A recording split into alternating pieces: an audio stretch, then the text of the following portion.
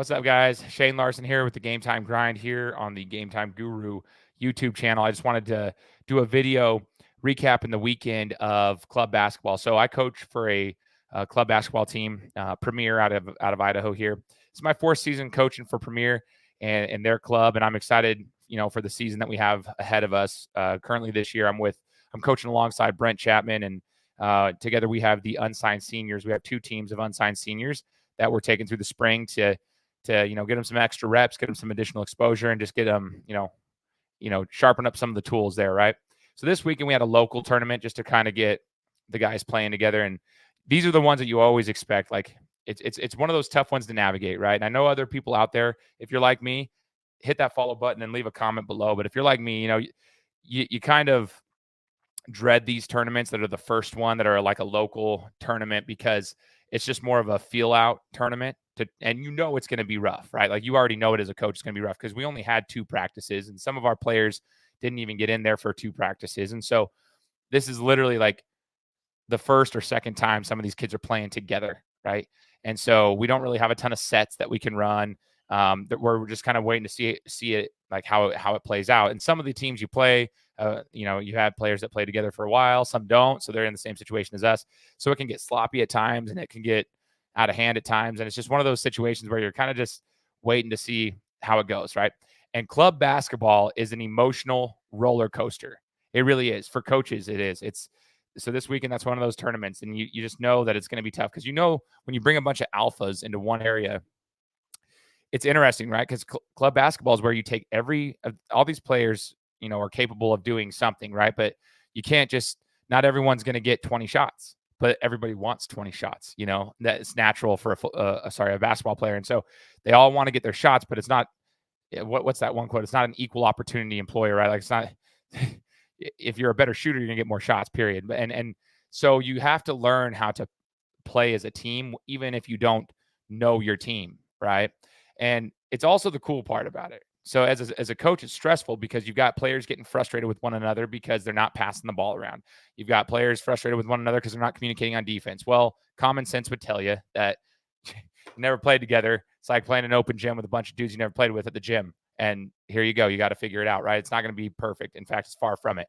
So you, as a coach, already knew that's going to be coming, but you got to navigate the attitudes of some of the players, right? Because they're upset about certain things and they're saying certain things, and you've got to navigate so many different things. So as a coach, you're dealing with attitudes, you're dealing with the actual play of the game, and you're just trying to figure out rotations and trying to figure out, just get guys reps and figure it out, And that was what this weekend was. It was just a bunch of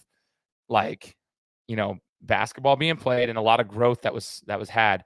What's cool though, the blessing of club basketball is amidst all this that I just talked about, like all the struggles, the attitudes, and sometimes the lack of teamwork and whatnot, is the growth from like within 24 hours, really. Like if you really want to be honest, like within 24 hours, you can see massive growth with teams in even just 3 games because they start to figure it out, right? And sometimes it'll take you 2 tournaments in a spring to really get rolling, but like you can see the growth from the beginning to the end of a tournament, just figuring it out, right? And we have a long way to go with our teams, but that's the cool thing as a coach, is just seeing like, okay, they know they're not going to be able to get it done just going isolation on everybody, but they also have to still figure out how to do the little things right. And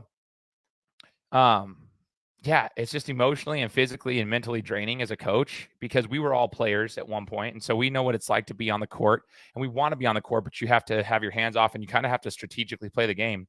And in club basketball, you only get 2 timeouts, right? Like per half in some tournaments.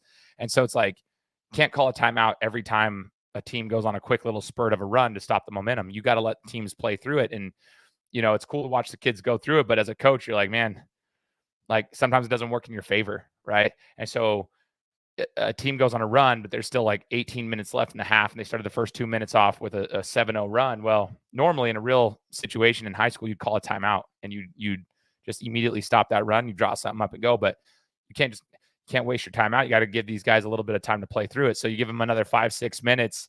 It can either go really bad or it can work in your favor, but that's what it's all about, right? You got to let the kids play it out.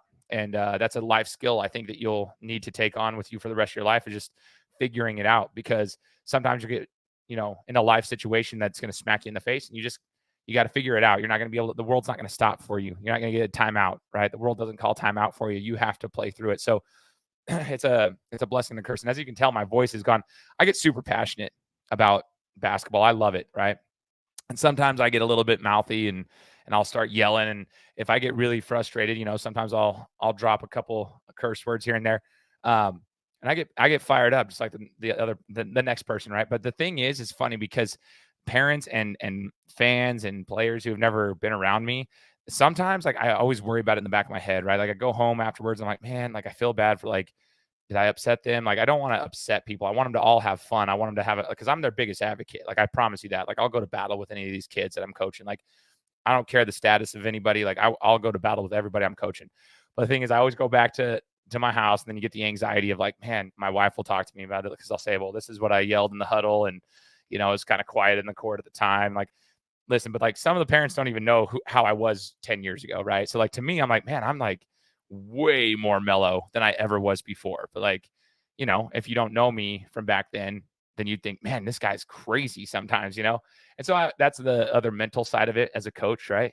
It's another mental side of the game where I have to figure out like how to navigate some of that. Sports bring out the best and the worst of me, more so than any other thing on the planet. Like my mouth flies when I'm competing or if I'm coaching. So, I'm not a terrible person though. I promise you that.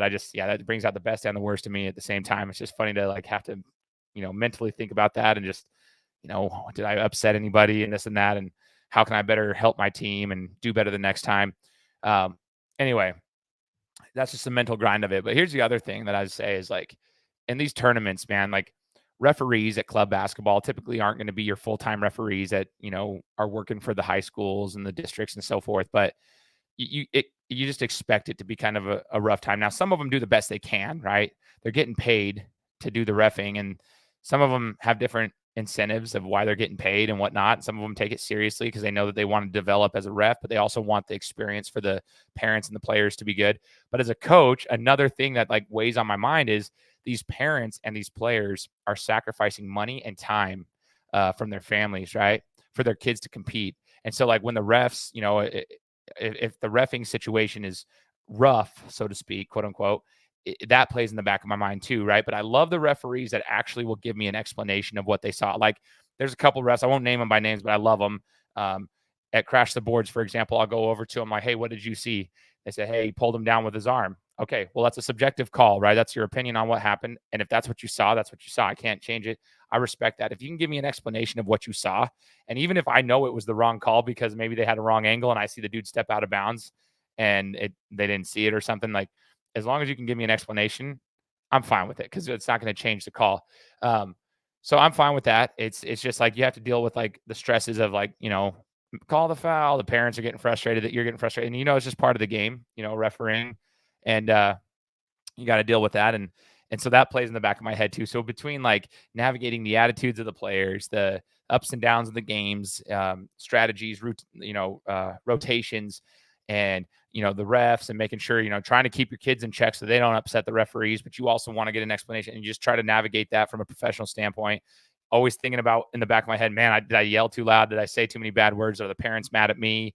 Like, what do they think of this? And like, I want them to have a good experience, right? You want these kids to have a good experience. Between all of that and then the fact that you're up, all day, you go to work all day and then you come to the tournament at night, and then the next morning you're up and you're working out in the morning, you're coming to the tournament, you're there for, 8-9 hours. And between all of that, it's a mental, physical, and emotional grind. And you know what, though? I wouldn't change it. I love it. And that's the beauty of coaching. So if you guys have had any personal experiences with coaching, especially at the club basketball level, leave a comment here. Consider hitting that subscribe or follow on the YouTube channel and help me out, help me grow this. We'll be coming to you next time with more information. But if you guys want to listen to interviews that I do weekly with sports figures from all over the globe, you can also check it out here. You can also subscribe to me on Apple Podcasts, Spotify, and any other platforms that you listen to podcasts on, because I've been doing this for 7.5 years and I absolutely love it and it ain't stopping soon. So appreciate you guys for tuning in, just sharing my thoughts today on club basketball and the emotional roller coaster that it is. But I love it. Come to you next time. Later.